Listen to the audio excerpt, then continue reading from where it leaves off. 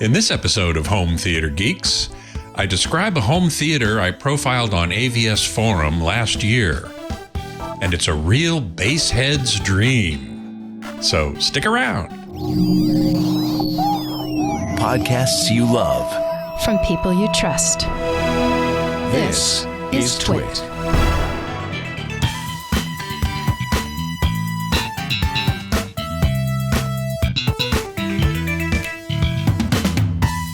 Hey there, Scott Wilkinson here, the Home Theater Geek.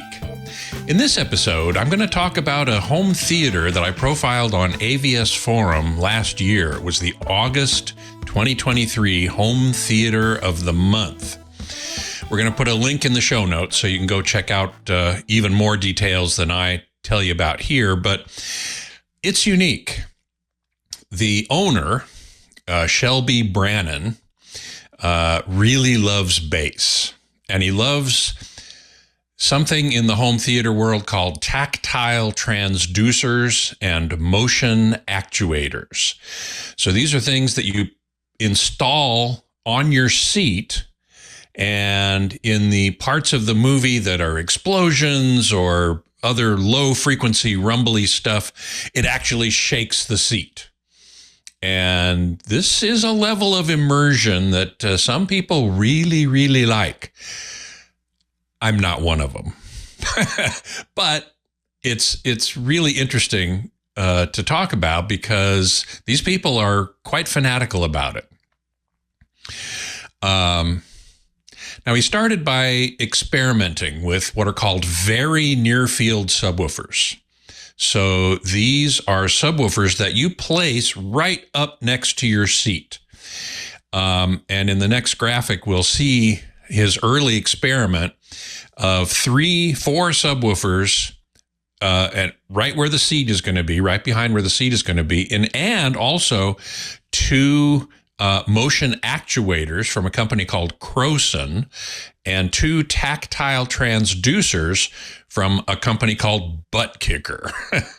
So in the next graphic, you can see where he put his original recliner to do some experiments with these subwoofers and the motion actuators and the tactile transducers. Now, at some point, his wife reached her limit of tolerance. The spousal acceptance factor went below critical threshold in the living room. So Shelby moved all of his stuff into a small bedroom upstairs, which is only 13 by 13 with an 8-foot ceiling, which is not ideal acoustically, but he actually did some good stuff to mitigate that problem. He treated the front wall with 2-inch Roxul Rockboard 80, which is a very absorbent material. That's the front wall where the speaker's going to be. And then he covered it with black velvet. The drop-down screen mounted in front of the wall with enough room for the front speakers to be behind it. So here you can see the screen is descended. And then on the right, you can see a side view where the front speakers are actually behind it. And it's an acoustically transparent screen, so the sound from the speakers pass right through it. He also finished the room with some other acoustic treatments, which we can see in the next graphic. Here's 3 different angles facing back from the screen. You can see large diffusers on either side of the closet door where the equipment rack and the projector are. So you can see that he really did some acoustic treatments there, and he blacked out the room as well. So he's all about immersion, which is a good thing, generally speaking. You want to be immersed in the movie and in the story. You don't want anything in the room to distract you, and painting the room black is one really important way to do that. Now, Shelby was definitely a DIY guy. He built all of his own subwoofers. And you can see that here, him building the cabinets, mounting the drivers, and schlepping them into his theater. This is a serious DIY project that he engaged in. Now, the room can only fit 3 seats. This is another problem with a small room, but it's mostly for him, I'm sure. And he leaves them reclined, as you see them here, because that's how you're going to, experience the movie, is in this reclined position. And wait till you see what he did with those 3 seats. It's really quite amazing. He built a riser to put them on, and he mounted subwoofer drivers in the riser so that they fire directly up into the seats. You can also see the tactile transducers there on the back of the riser, and the very near field subwoofers right behind the seats and to their sides as well. Now, Shelby went through 15 or 20 different configurations of this system, and the final iteration uses something called hover ease, which you can see here. Uses a large O-ring or even an inner tube, smallish inner tube, around each driver, each subwoofer driver that's in the floor, or the riser in this case.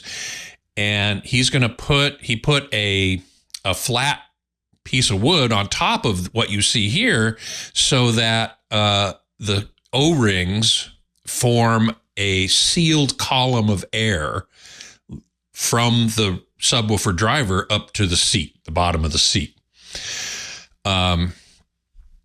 He then put mounted on the backs of the seats another configuration of subwoofer called BASS, bass, which is baffle open sub shaker.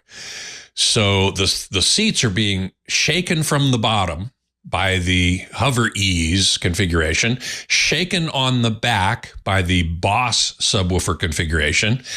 And then there are the tactile transducers and the motion actuators, which actually move the seat around, again, in response to low frequency information in the soundtrack. The result is pretty amazing. He has a video on YouTube that I thought I'd show you a little bit about here.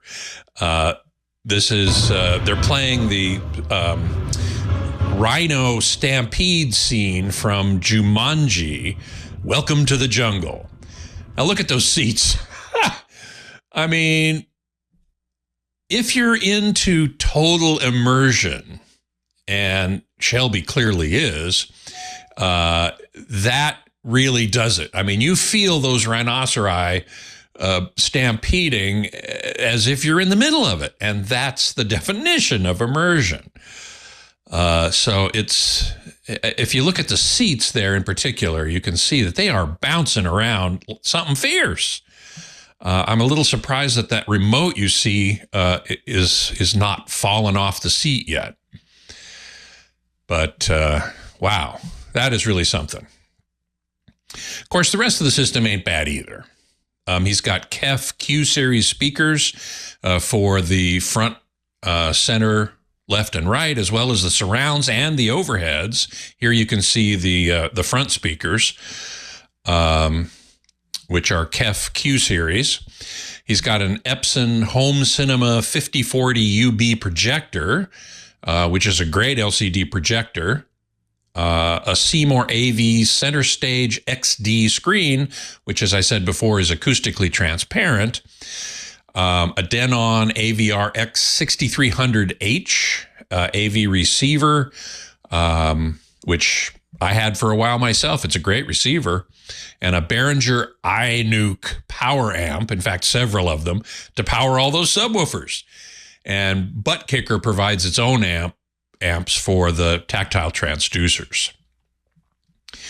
Interestingly, the screen measures 120 inches diagonally at 16 by 9, and the eye to screen distance in that room is 6.5 feet. Wow. So you've got the entire image in your entire field of view. There's nothing that you're really seeing when you look straight ahead that isn't the image. Now, regarding this, you might think that a 13 by 13 room is problematic, as I said earlier, and it is. But with all the acoustic treatments, he achieved a frequency response that's really quite impressive. Take a look at this. It's quite flat all the way through the entire audible spectrum.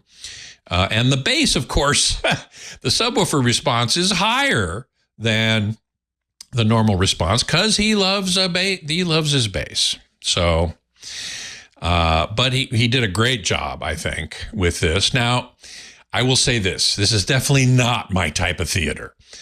Those kind of seats actually make me motion sick. So it's not something I enjoy, but he does. And a lot of people do. There are threads on AVS Forum devoted to tactile transducers and motion actuators, some of which Shelby started. So it's something that is very popular with certain people. And I thought it was so interesting, even though it's not my cup of tea.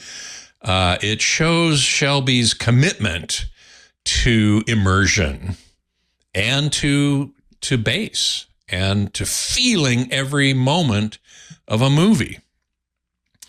So it's not for me, but for Shelby, it's heaven. And I thought it was very interesting, and I'm happy to share it with you. So if you have a question for me, I would love to hear it, or read it rather, or hear it by audio. Just send me an email to htg@twit.tv, and I will answer as many of those on the air as I can. And as always, we thank you for your support of the TWiT network with your membership in Club TWiT, which gives you access to the video of this show, which in this particular case I would recommend because there's a lot of cool pictures here.